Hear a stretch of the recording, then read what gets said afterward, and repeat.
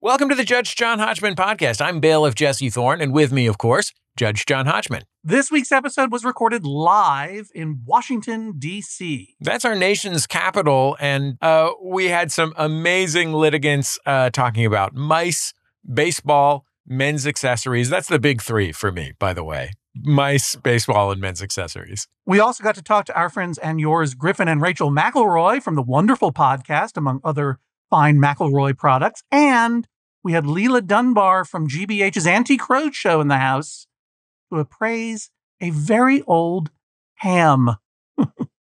Oh, that ham was so old. And I'm going to tell you something. I put my mouth on it. Oh my gosh. This was one of the most, look, I always have a great time in Washington, D.C. It's my mom's hometown. I spent a lot of time there. I lived there myself on my own several times. I spent a lot of time there as a kid. My relatives get to come out to the show. I love all of that. And I like to go to the National Portrait Gallery, John. I know you love it. You know how I feel about those portraits. You love those national portraits. Got to get in on those portraits. But this was an especially special one with the ham coming out on stage with Rachel and Griffin, two of our favorite people in the entire world. Let's get to the stage of the Lincoln Theater. Get me that ham. People of Washington, D.C., you asked for live justice, and we came to deliver it. The court of Judge John Hodgman is now in session. Let's bring out our first set of litigants. Please welcome to the stage Annie and Pete. Tonight's case, Breville's Advocate. Annie brings the case against her husband, Pete. They got rid of their toaster over the summer. Pete wants a new one. Annie says, never again. Who's right, who's wrong, only one can decide. Please rise as Judge John Hodgman enters the courtroom and delivers an obscure cultural reference. Mary's on the blacktop. There's a husband in the doghouse. In the middle of a shakedown, I got quiet as a church mouse. Blow and blow, wherever you may go. Put on your overcoat and take me away. You gotta take me on into the night. Take me on into the night. Blow me away. Blow me away. Bailiff Jesse Thorne, please swear them in. Every stop on the tour. Okay. I don't know what you mean. I'm just pick a different cultural reference every time. Whatever comes to me. Annie and Pete, please rise and raise your right hands. Do you swear to tell the truth, the whole truth, and nothing but the truth, so help you God, or whatever? Yes. I do. Do you swear to abide by Judge John Hodgman's ruling, despite the fact that he's already pretty toasted, bruh? I do. I do. Judge Hodgman, you may proceed. It's been a long time since I've had a 5-hour energy drink. Yeah. What was I thinking? It's a lot of hours, many more hours than the course of our program runs. My favorite part of that cultural reference was when I was singing it, I was watching the bar at the back of the theater slowly close the iron gates as though there was a problem brewing. We may all be locked in here forever now. Annie and Pete, you may be seated for an immediate summary judgment in one of your favors. Can either of you name the piece of culture that I referenced as I entered this courtroom? Let's try Annie. What's your guess? I'm pretty sure it is a song by Tom Waits. Oh, interesting. I guess that's a possibility. I hadn't thought of that. I mean, it would be a real stunner. Any particular song that you had in mind? Alas, no. Okay, that's not a Tom Waits song, but fine. You could just say, like, something about tin cans or whatever. Alas, no, the rain has poured into my trumpet. Go ahead. I can't remember this song, but yeah, it's definitely a Tom Waits Are you song. Tom Waits? No. I mean, let the record show you're wearing a sort of Paperboy's cap. Right, I think. And you have a gruff and gravelly voice. Yeah, well, thank you. Any guess whatsoever? No. Okay, it was kind of a gimme. Blow, Wind, Blow was the name of that song. by Tom Waits' Frank's Wild Years. I'm singing Tom Waits songs every stop on this tour because I love Tom Waits and it annoys my friend Jesse. So, who seeks justice in my court? I do, Your Honor. Annie, what is the nature of your dispute? Okay, so we live in a 100-year-old row home in Baltimore. Okay, thank you for making the trip. Oh, it's our pleasure. So we regularly experience mouse problems. Oh. And usually they're only in the winter, but after our beloved 20-year-old cat passed away in July. Oh, I'm sorry to hear Thank that. you very much. So we What was the name of your cat who passed away? His name was Mr. Cat. Awesome name. He was the best. Wow. He was the best. That's incredible. Thank you. And he passed away in July. Yes. Are you thinking about getting another pet sometime in the future? We actually do have 2 cats now. We did get 2 cats. Wow, you moved on fast. I know. Well, so there's a reason. It was because of what I'm about to tell you. Yeah. We what, had. what are the names of the new cats? Okay. Their names are the Dread Pirate Morton McScallywag. Okay. He has one eye. Uh-huh. And the other one's name is Potato.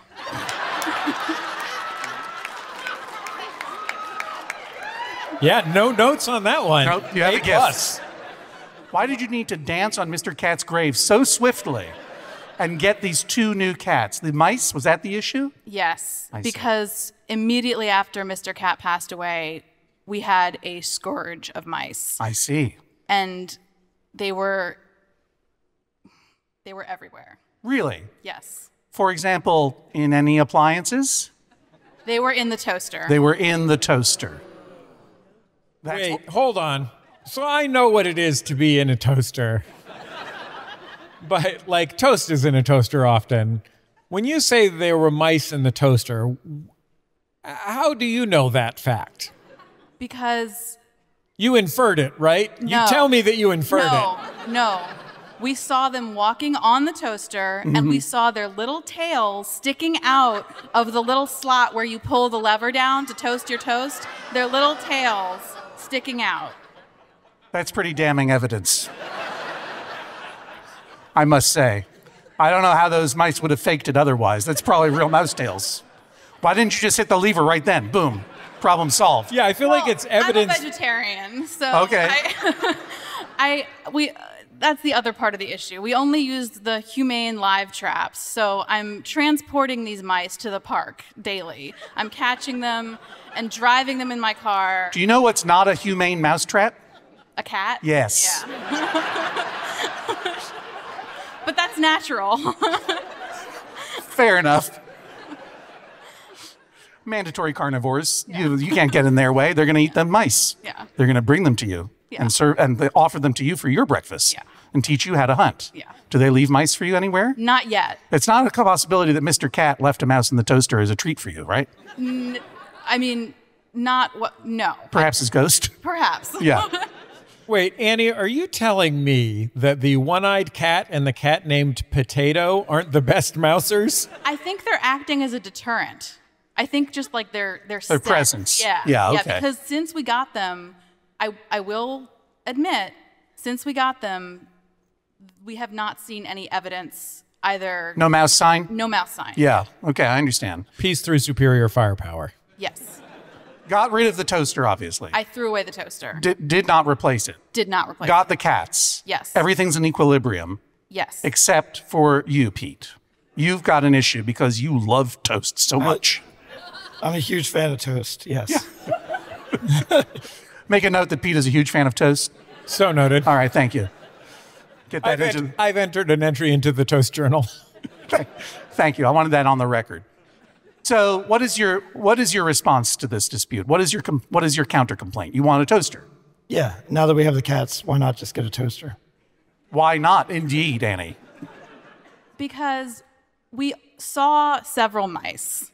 When you see one mouse, there's at least 10 mice. Mm-hmm. How could we ever be confident that there had not been mice in the toaster? And how can you be confident that there are not mice currently in your oven or in your couch or in your hair right now? How do you know I didn't sneak a mouse in there when you were coming on stage? That is true. I couldn't have done it. I was out here, but our producer, Laura, might have done it for a joke. That is true. But when you use an oven, you generally use some kind of baking tray or baking dish. When you use the toaster, you're just putting your bread or your bagel right in there. Right. And there are so many terrible mouse-borne illnesses that can be aerosolized. You don't need to convince me that I don't want to make bread in a toaster where a mouse is shat. Yes. Well, Like, I did a lot of research. I'm not a disease denier. You're just saying there's no way to secure the toaster there's from. no way to secure the toaster. I did a lot of online shopping research into like containers that could go around a toaster, but they're all like fabric, which just seems like pointless. They're called toaster cozies. Yeah. And I don't really understand why that would be a thing, because like the mouse would, just go right through that. Pete, when did you get rid of the toaster, Pete? Or when did Annie get rid of the toaster, I should say? Probably mid-July, I would think. And was it a traumatic event for you? No, it was not. I was not there. Right. Right. You just came home and all of a sudden, Where's the toaster? yeah, there was just a square spot of crumbs on the counter that had never been cleaned. You were at work and you suddenly felt a sick emptiness in the pit of your stomach where toast should be. How has not having a toaster affected your life?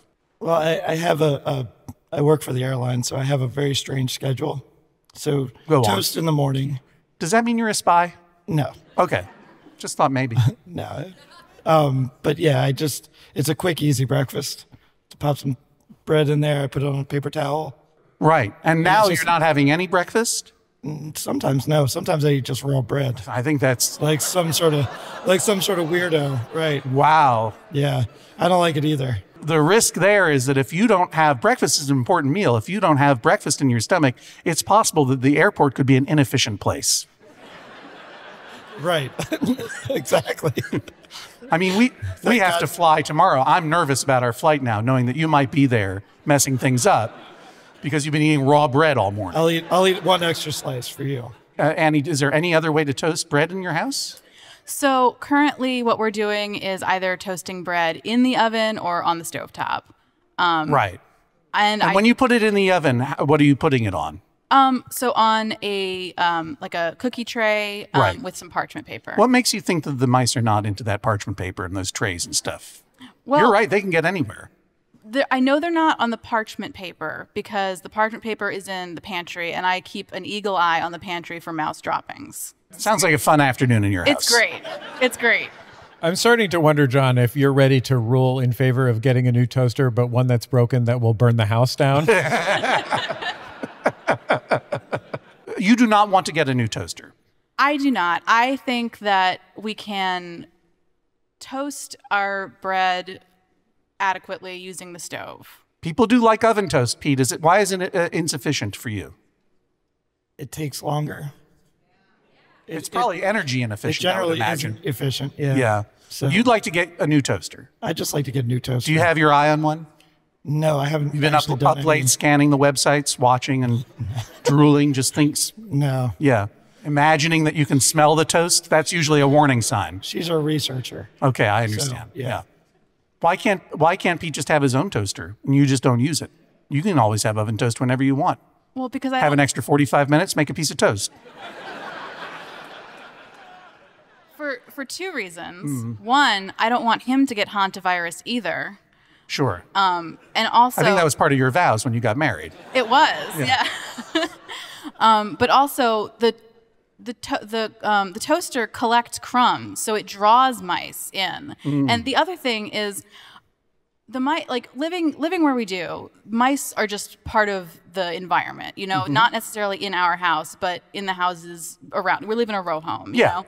So we have They to they don't honor property lines. They do not. Yeah. And so we have to make our house as unattractive to mice as possible. So having a vessel on the counter that is full of crumbs, no matter how often we clean it, and they're very hard to clean, is just attractive to mice. So I don't want them to. I understand your attracting mice. I understand your argument, but there would be strategies, right, Pete, where you could keep a toaster. Like, for example, She doesn't believe that you're capable of cleaning a toaster.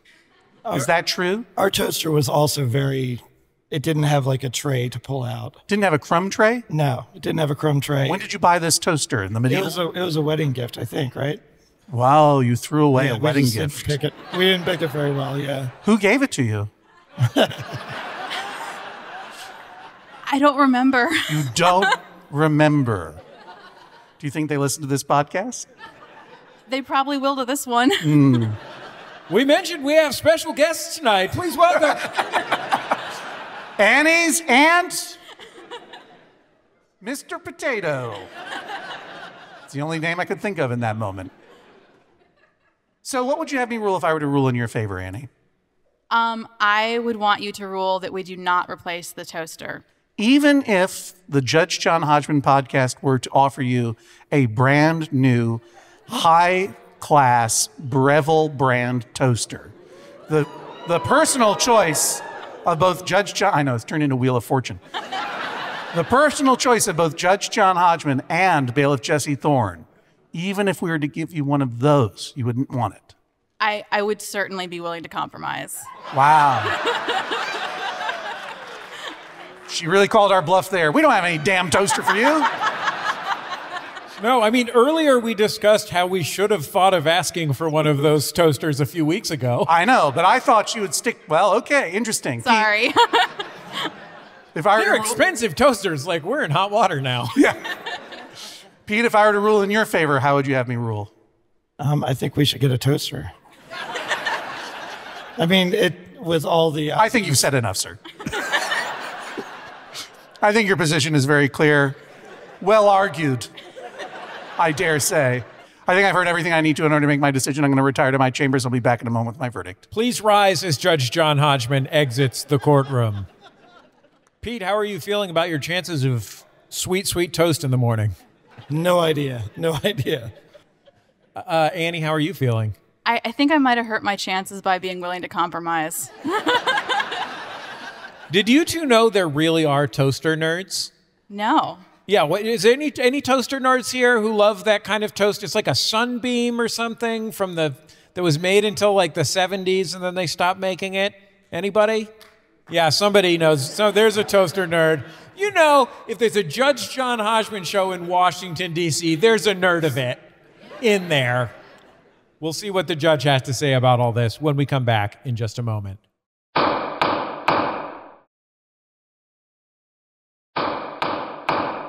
Please rise as Judge John Hodgman re-enters the courtroom and presents his verdict. Annie, I have great sympathy for you. I have been traumatized by mouse infestation in my life. If anyone has read my book, Vacationland, still available in paperback. You will know that my mom's house, when she passed away in Western Massachusetts, that my wife is a whole human being in our own right. When we had a young family, we would go out to this house and we would open the silverware drawers and they'd just be full of mouse turds. And our response to that was to simply quietly close them and walk away. We thought that's what living in nature was, and we were right. Those mice will come for you. They might be in retreat currently because of Potato and Dread Pirate, what's the name again? Morton McScallywag. Right, of course. How could I forget? The Dread Pirate, Morton McScallywag, and Potato may have them on the run now, but you know that they are somewhere in the walls and they are plotting against you. And they might have a little mouse hole looking through it, waiting for that toaster to come back. I feel you. You don't like, having mice in the house is not a lot of fun. And they are cute, I guess, from time to time. I mean, that's the hard part about mice, right? That's why you don't want to kill them with traps or glue or anything like that, because it's really hard to imagine them suffering. But on the other hand, they want to kill you with their poops.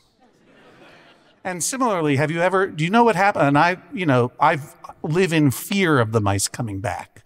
Just this past summer, I discovered in our basement the remains of a mouse. Do you know what happens when a mouse dies and it's just there forever? Little skeleton, huge pile of fur. Fur never goes away. In life and in death, I know. That's why we must destroy them. Or at least not tempt them with crumbs. I sympathize with you, and I appreciate how once you see mouse tails in the toaster once, that's trauma that you never forget. even though Pete wants toast. I can see why you are able to maintain your cognitive dissonance to imagine that mice aren't dancing on your bed and on your pillows every day when you're outside. That's what they're doing. You understand that. The toaster is just the one place you remember seeing them. They are everywhere. They are sneaking in all the time. They are laughing at your cats, Potato and the dread pilot, Mr. Morton Scallywags. They are coming back, and you will not be able to stop them. Denying yourself a toaster is just a salve, a mental salve. It means nothing to them. They'll come back and they'll find those crumbs. They'll get into those cans. You know this is true. Mice find a way. Pete really wants toast, though. It's a true comfort food.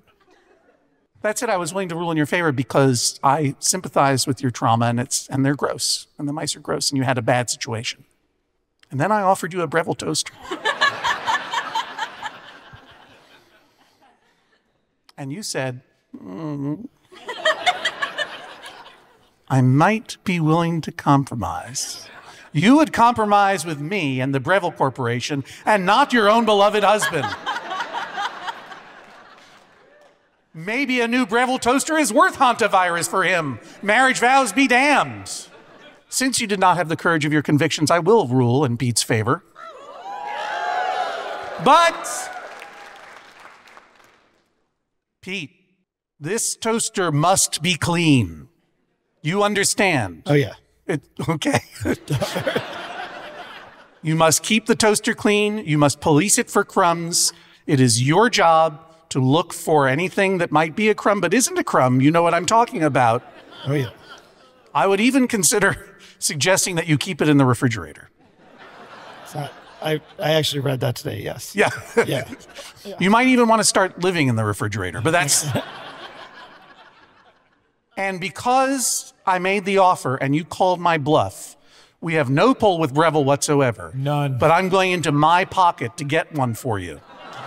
So when you use it, Pete, I want you to remember, this is the Judge John Hodgman gift toaster. Gotcha. I'm better than whoever gave you that old toaster for your wedding. I'm your crazy Uncle Johnny. Keep it clean, maybe get another 5 cats. This is the sound of a gavel.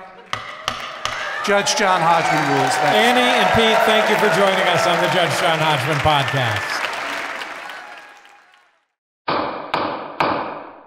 In a moment, we'll have Swift Justice, but maybe something before that? Yes, before we move on to Swift Justice, we have a very special guest. As you may know, we are calling this tour the Van Freaks Roadshow. This is in honor of the mutual love that Jesse and I have for certain vans, specifically the Japanese market-only adventure van called the Mitsubishi Delica. So we don't have any Delicas here tonight, but maybe we have something else, another special treat. Jesse? A very special guest. She was an appraiser who's been with the Antiques Roadshow since its earliest days on WGBH in 1997. She specializes in pop culture memorabilia from sports to entertainment to collectible toys. Please welcome Leila Dunbar. Leila Dunbar to the stage.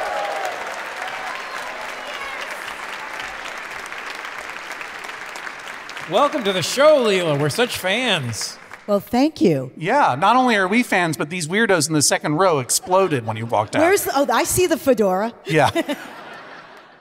Honestly, like, if you want a round of applause for a PBS star, Washington, D.C. is your spot. There you go. But, by the way, John, Yes. I like toasters. I could use a toaster. I'll give you a tote bag. So close. Leila, how did you get your start on the Roadshow? Oh, wow. We're going back into ancient history now. Okay. Yeah. Pre-high def. Days of yore. Indeed. Yes, pre-high def, yes. Yeah. I prefer low lighting these days, but that's a whole other story. I got my start with Roadshow. I did the very first Roadshow in 1996 at Concord, Massachusetts. Concord, Massachusetts. They were literally pulling people in off the street to come in. Do you have something? Do you have something? We like your wallet. Come on in. We like that watch. Did anyone call the police on you? Not that day. Okay. It's another story. So you were in Massachusetts at the time? Are you from Massachusetts? I am from Massachusetts. That's what I thought. Massachusetts, Jesse, is the most populous state in an area of New England, it's called. It's a southeast part of Canada. Honestly, not familiar. Never heard of it. Interesting. So what were you doing in Massachusetts at that time, and how'd they rope you in? Well, I was running a business with my dad. We were running an antique shop in Milford, running mail order, and we were doing antique toys, advertising, folk art, and I got a call one day saying, hey, they've got this newfangled show. It was starred in England. We're going to bring it over to the States. Yep. I'm hoping they speed it up if they're bringing it over to the States, and we want you to come in and do an interview. And next thing I know, I'm on the show, and 28 years later, here Amazing. I am. I started when I was 12. Everyone believes that. No one buys that. Now, you specialize in pop culture stuff. Yes, fun stuff. Fun stuff. Was there anything that absolutely just took your breath away? I had many things, but I feel very fortunate that with the Roadshow, you never know what's going to come in the door. Sure. That particular day. Right. I will tell you this, and I'm probably going to regret this is going to be on the podcast, but I'll tell you anyway. This is behind the scenes at the Roadshow. One time we had a gentleman come in. I was on the collectibles table, and he said he had Lyndon Johnson's fart in a jar. Wow. That did not make it to television. My question was there any way to establish the provenance? That was my question. Oh. How do we know this is authentic? Right. And you were not able to. We were not able to. We have a piece of popular, well, I should say, an obscure cultural reference that is associated with the Judge John Hodgman podcast. Would you mind lending your expert eye to it? I'll lend both of them. Wonderful. Well, let's bring the people out, shall we, Jesse? Please welcome to the stage Craig and Betty. Craig and Betty to the stage, please. So nice to see you. What a wonderful place. Hi, Craig. Hi. Anyway, feel free to sit down, or if we make you comfortable at all. So, Leila, let me explain to you. Craig and his mom, Betty, were on the show earlier this year in a case that we called, what do we call it, Jesse? Special prosciutto cuter. That's right. Oh, yeah. So, Leila, if you didn't hear this one, Betty had a Virginia country ham hanging in her basement that had been purchased by her husband some 50 years ago. Her husband, sadly, has passed on, though we remember him very fondly. And Craig knew that this old ham was in her basement, and he wanted to eat it.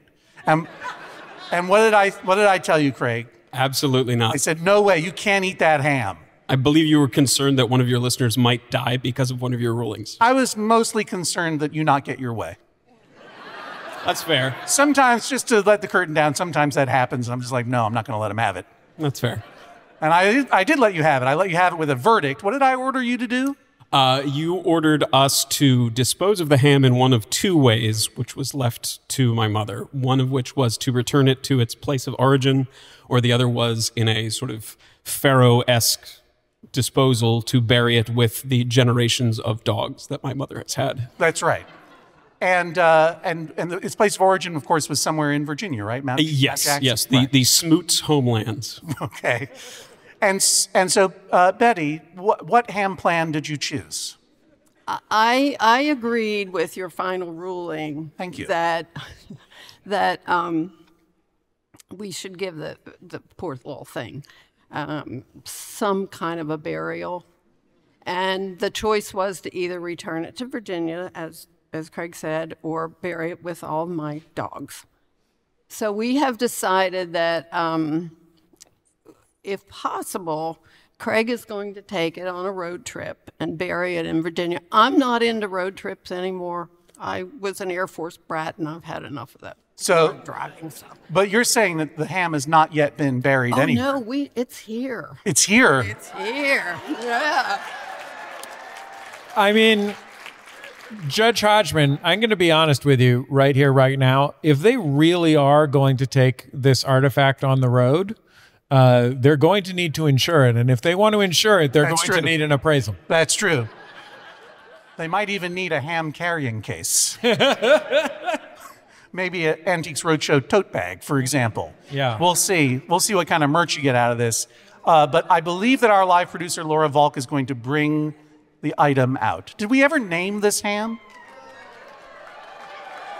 Wow. Okay, I asked for a ham, not the mummy of a dead baby. Let the record show for those listening that Craig is now holding a wooden pinewood wine crate. That's right, a pinewood wine crate with a small object wrapped in white cotton muslin. Looks like to me. Betty, will you tell us again precisely when this ham was purchased? I don't remember exactly, but we think it was the early 60s. The early 60s. And I can say that I have seen the provenance. There is documentation that goes with the ham, the original bill of sale, etc. So do you accept that I have established the provenance? I'm not lying to you. I think the authenticity is strong enough to proceed, yes. Let's let the ham speak for itself. Let's finally... It may very well literally be able to do so. Let the record show that he is unwrapping. Okay, so the white This is just the bag, folks. Yeah. Holy cow. The white shroud has come off, and now it is in its burlap bag. I'm just going to take this over to Leila Dunbar to take a look at. Just the enthusiasm with which everyone is handling this ham. It's really freaking me out. I can smell the authenticity. Yes. Now, it says dry cured in Virginia, packed for, and there's a blank space where perhaps your husband's name could have gone. It could have, yes. It smells like basement bacon. There's a certain musty patina to it. Let's go ahead and take it out of the bag. Oh, wow. I did not know this was happening. I knew the other parts. Betty, now that this is happening, how does it feel to see this old ham again? Well, I just saw it this morning. Okay. Oh, man, Craig, are you going to plonk it out? No, it has fallen once. I'm afraid it will disintegrate. I'm removing it from the bag. And it still has... Now, oh, wow. Now there is a... That's a real letdown. It's also wrapped in paper. This is like a Russian nesting doll. It is. With meat at the center. Also, a pamphlet fell out. Hold on. Oh, yes. You want to hold on to that. It's so much more valuable with the bag and documentation. This is the mail order card, which we discussed on the show. In case you wanted to order another one. The absolutely incomprehensible instructions, which are greased together. And then the interior, which says, please mail me, insert number, hams like the one I have just enjoyed. Now, I'm not sure how this would affect the evaluation, but Your Honor, I know that you had enjoyed this. I don't want to touch any of your... Okay.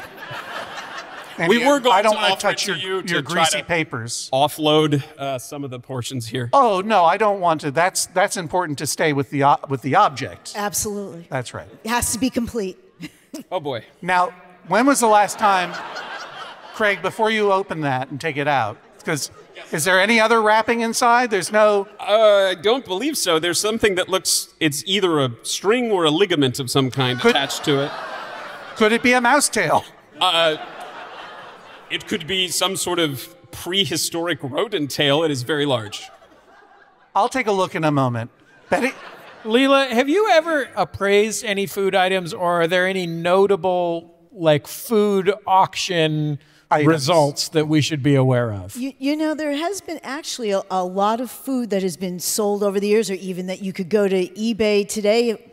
Old Hershey bars in their original boxes, old Coke bottles. But what I'm thinking of here is in 2004 on eBay, there was a grilled cheese sandwich that had the face of the Virgin Mary on it. And that sold for $28,000. So my suggestion is we can only hope with the theme of the evening that there might be a Shroud of Turin on yours. What if it was my face? Even better. Leila Dunbar, having inspected it visually and olfactorily, if you had to put a dollar value on this for insurance purposes, let's say they don't get it to its final resting place. You know, I have to give a value that we don't normally give on the Roadshow. It's priceless. Priceless. Craig, do you feel bad that I didn't let you eat it? You know, Your Honor, I feel very confirmed in your wisdom as far as your judgment went. You want to give it a little lick? Lick the ham. Is that part of the judgment? Lick the ham. Lick the ham. Your Honor, I will say, as Your Honor knows yourself, I am an only child. I am desperate for attention and approval. I'm gonna give it a little lick, Craig. Hang on.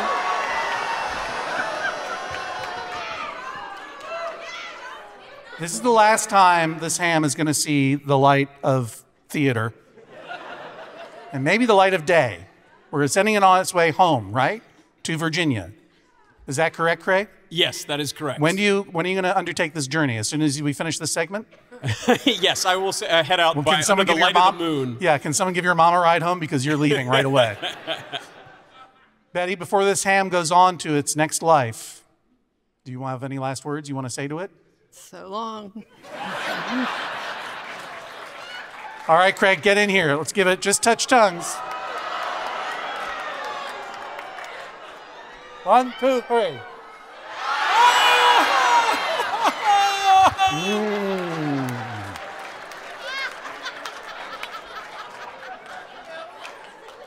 I didn't taste anything at all because I coated my tongue in 5-hour energy drink before the show.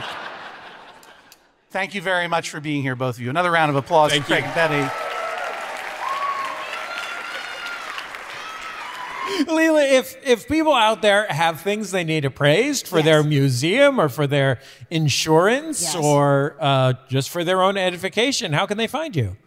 How can they find me? They can go to my website, just 4 W's, not 3. We have 4 W's. Extra W. Extra W. www.leiladunbar.com. That's okay. it. Well, Leila, we're so grateful for you. Truly. To you for coming on our program. What an honor it was to have you appraise this legendary ham. And you know what else, Leila?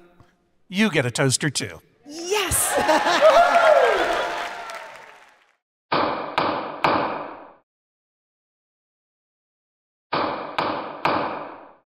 Judge John Hodgman Road Court is getting ready to roll. We're getting we bought the Madden Cruiser.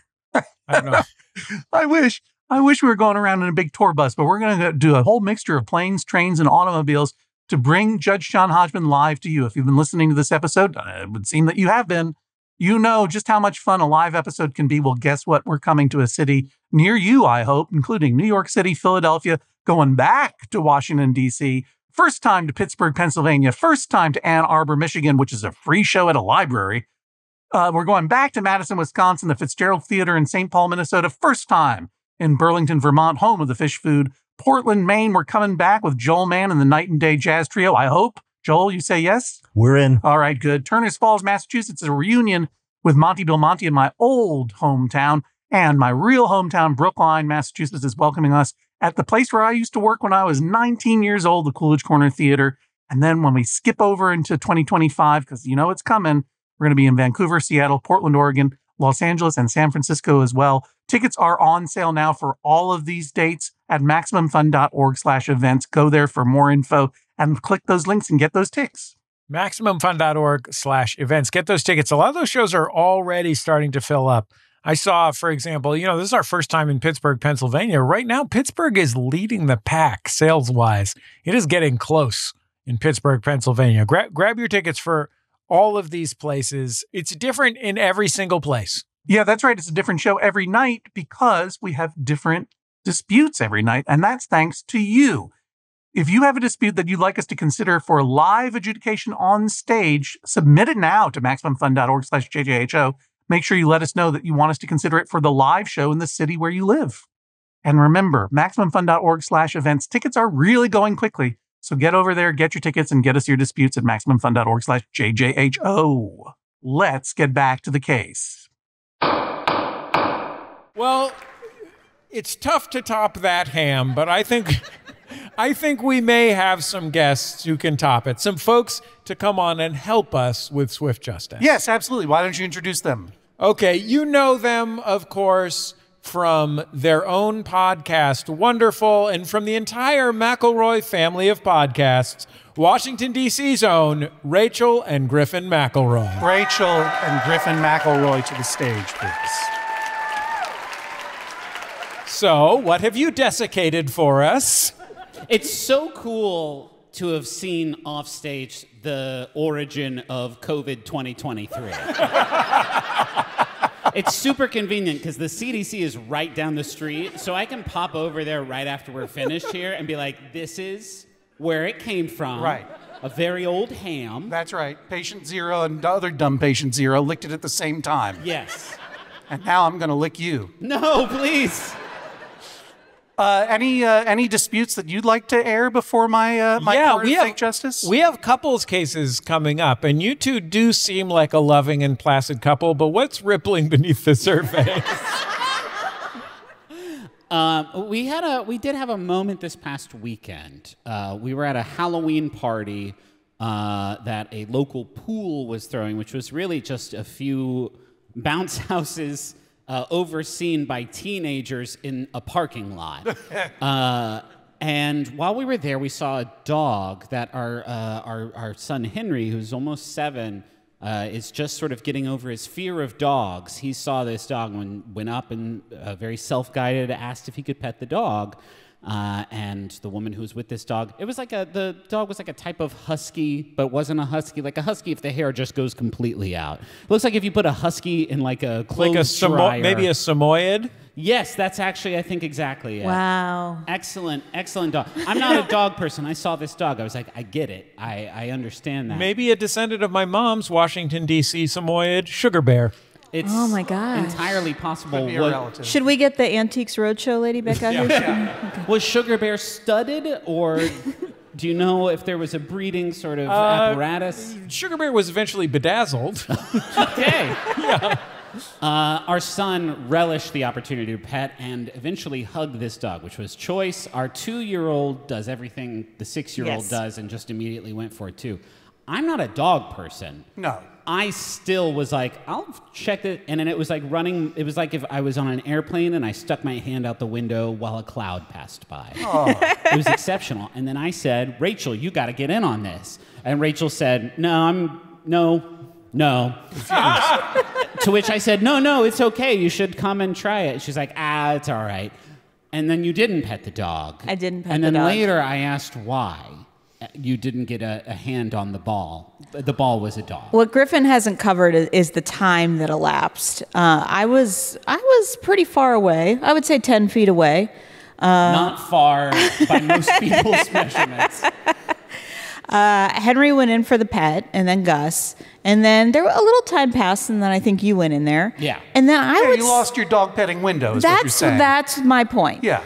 Was that enough time had passed that I felt like if I came in at the very end, it would come across as maybe courteous, but not enthusiastic. Maybe a little thirsty. So you decided Maybe that dog would be like, ew.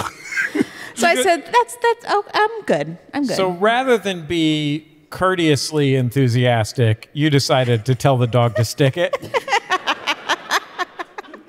My thought was like, I've touched dogs before. Not this dog. Well, I guess you'll never know. Unless you find that dog again. As much as I love petting dogs, it is hard to say that we could make it a compulsory activity. True. But I guess now you're just going to be chasing that experience for your wife for the rest of your life. Okay, we have some swift justice to dispense. Shall we put 10 minutes up on the clock and see how much justice we can get through? Let's please do it. Ready, set, begin. Please welcome to the stage Sarah and Tom. Sarah and Tom. Sarah and Tom have been married for 25 years. They love to travel and have recently been to Maine. Tom is also an aspiring troubadour. You're an aspiring troubadour. Now, as far as I know, there is no officiating body over who can actually be a troubadour. Mostly you can just call yourself one. Yeah, it's not like a motorcycle license. Yeah. I was going to be a busker, but troubadour sounded better. What do you play? The lute? I could. Little piano, little guitar. Troubadouring, you have to go around the country. You can't take a piano with you. Right. The guitar, you could. Yeah. Little harmonica. What is he talking about? May I ask you, please, Sarah? He likes to start playing songs and doesn't totally finish, so we're going to call him the ADHD busker. He'll just do everything's a medley. All right. And he's planning. He's working on it. I think he can do half of about 4 or 5 songs, right? What's our business before the court today, Your Honor? Thanks for keeping things in order. I appreciate that, Tom. Who does seek justice before me in this court? I seek justice. Sarah, what is the nature of the justice you seek? I would like you, Your Honor, to direct that my loving and beloved husband, that he cannot leave the house unless he is carrying the necessary items he needs to be a law-abiding citizen, to be healthy, to be meet his obligations as a spouse and a father. Right. And I think the easiest or most effective way for this to be done is for him to use a case or bag of some sort of his own choosing. Tom, do you have a problem walking out of the house with things you need, like keys, ID, wallet, that sort of thing? I don't have a problem with it, no. Not at all. So what is your solution for carrying these necessary items through the world? Well, just to cut to the chase, Sarah wants me to wear a merce, and I'm just not. Wait, that's not the chase here, sir. Yeah. Sir, Sarah, what is the issue at hand? Is it an issue of you wanting him to wear a merce or an issue of him asking something of you? He asks things of me. So first of all, we go out often, and he thinks it's still 1975 and he's a teenager. He doesn't need reading glasses. He doesn't need sunglasses. He doesn't need an extra battery for his cell phone. He doesn't. So we go out to eat, and he wants It's just him and his flowy shirt and his lute going from Ren Fair to Ren Fair. 50 cents in his pockets to buy a soda and a Twizzler, basically. So I'll say something like, "Can I have a second cocktail?" And can you drive home? "Oh, I don't have my driver's license. I didn't bring my wallet." Or, "I want to look at the menu." He looks at me, "Can I use your reading glasses?" And so this is going on constantly. Does he ever ask you to carry these things for him? And not explicitly, but it's implied, right? Because somebody's got to drive home. Somebody's got to. He says our neighborhood is safe. We don't need a house key. So, for a long time, he never carried a house key or locked the door. What's your address? I already told them no last names. Griffin and Rachel, any opinion on this? Have you listened to the show before, Tom? Absolutely, I have. You're not going to win this. You're going to lose. I don't know if you probably could assume that from just sort of the general vibe on stage and in the audience, but you're going to lose this. The punishment has already been meted out.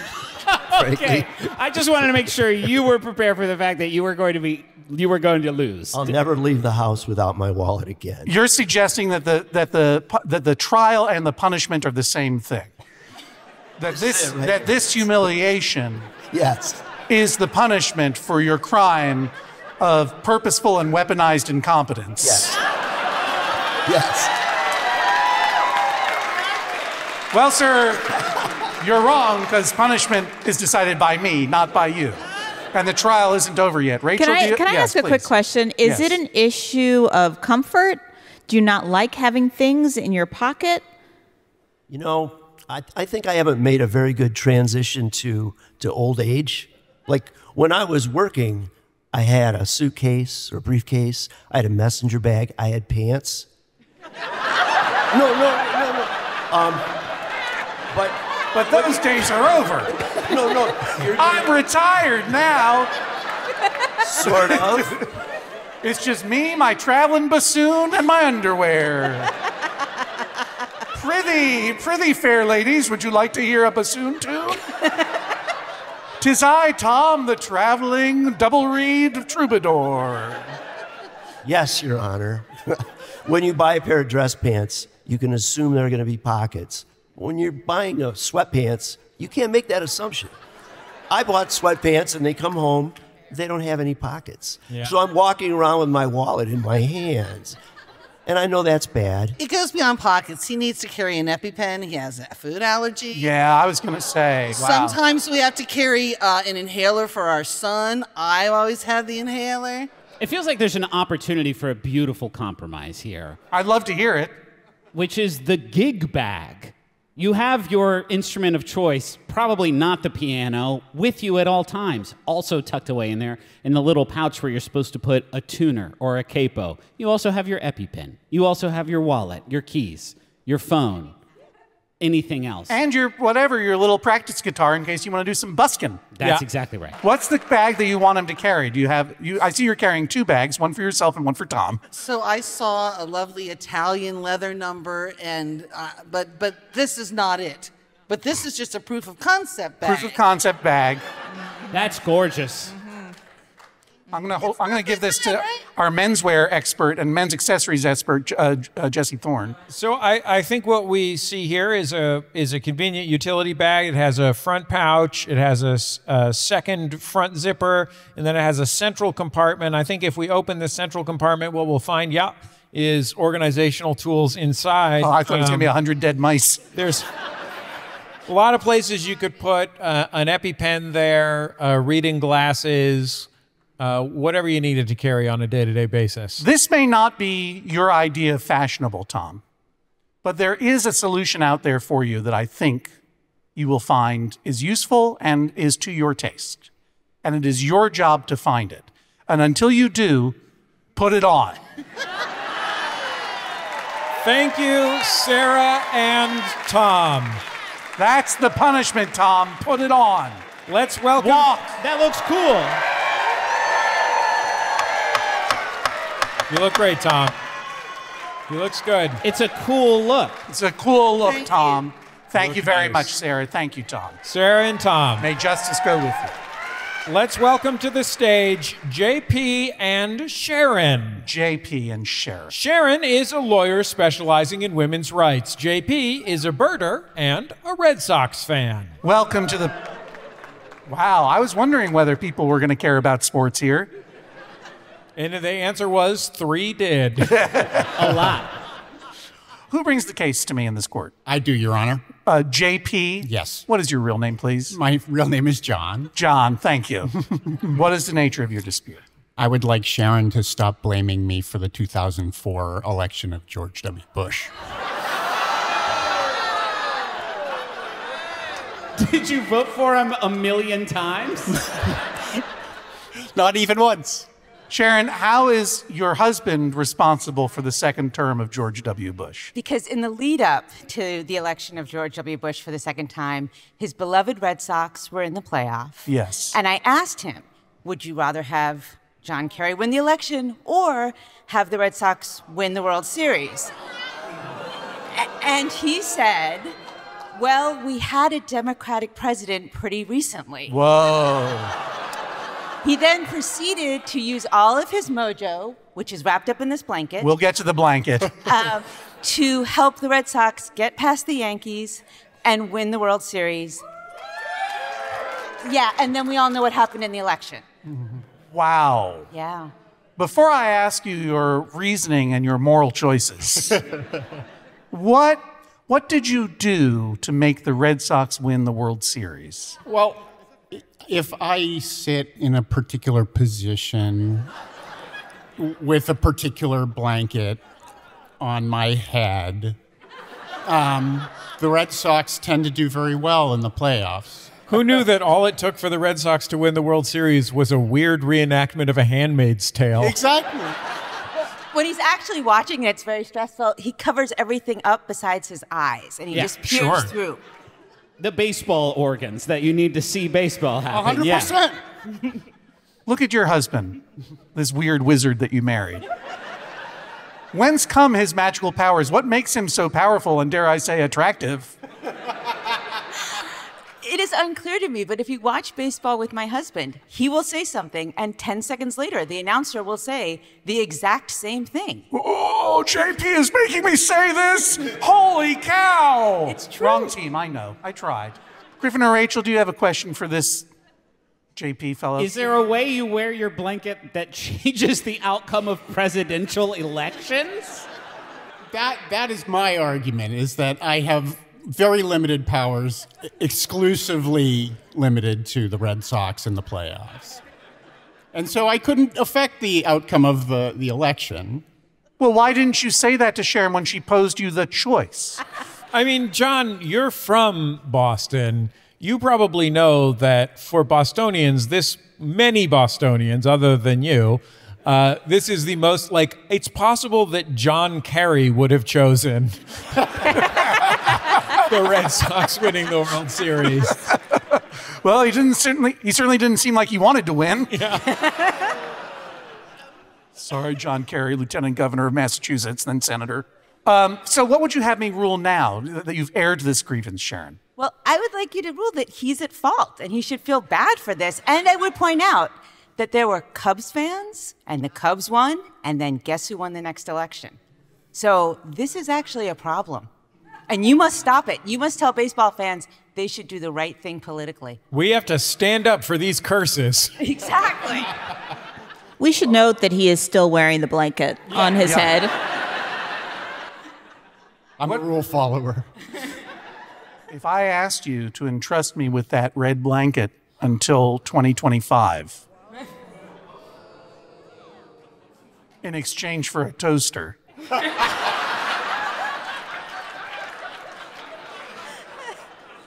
we have had a toaster recently.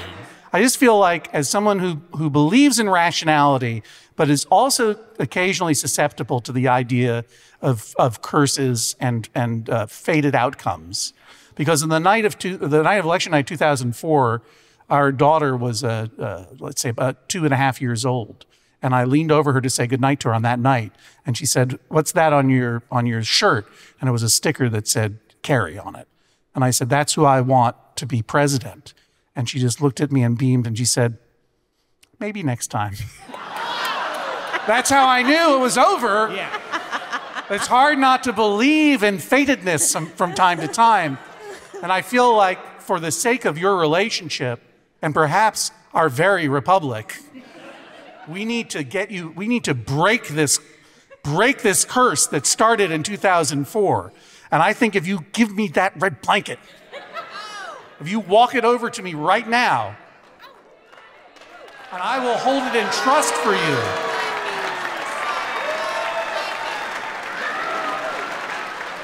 I rule in whatever favor I just ruled in. I get the blanket. Thank you, JP and Sharon. And of course, thank you to our friends Rachel McElroy and Griffin McElroy from the wonderful podcast, Wonderful. Thank you. What a joy it's been. Washington, D.C. is lucky to have you. Thank you, Washington. Thank you, Judge John Hodgman and Jesse. Thank you, Griffin. Thank you, Rachel, so much. Goodbye. That's it for this episode of the Judge John Hodgman podcast. Our thanks to Reddit user This Henry James for naming the case in this episode. Follow us on Instagram at Judge John Hodgman. We're on YouTube and TikTok at Judge John Hodgman Pod. And thank you to podcast listener codenamed NJHFRYHV on Apple Podcasts. Gave us a really nice review saying, "Wonderful show, always fun and funny. Yet Judge John Hodgman invariably brings to his judgments wisdoms." Well, they didn't say wisdoms. They said wisdom correctly. But we have multiple wisdoms. Many wisdoms. And compassions for his guests. If you're listening on Apple Podcasts, it would be wonderful if you would give us a rating, maybe even give us a few stars, maybe 5. That's a suggested number of stars. It really does help new listeners find the show. And wherever you listen to podcasts, if you have a chance to just leave a little note saying, "I liked it," that really, really helps. But you know what really helps even more? Telling a friend, voice to voice, "Hey, listen to Judge John Hodgman," or share our YouTube episodes, or do whatever you feel like to let people know we're making a podcast and it's maybe worth 5 stars. The Judge John Hodgman podcast was created by Jesse Thorne and John Hodgman. Our touring producer was Laura Volk. This episode was recorded by Stephen Colon. And this tracking that we're doing right now, recorded by our pal Joel Mann at WERU Community Radio in Orland, Maine.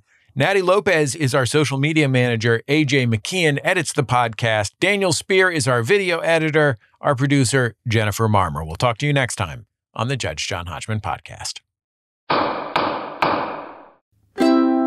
Maximum Fun, a worker-owned network of artist-owned shows. supported directly by you.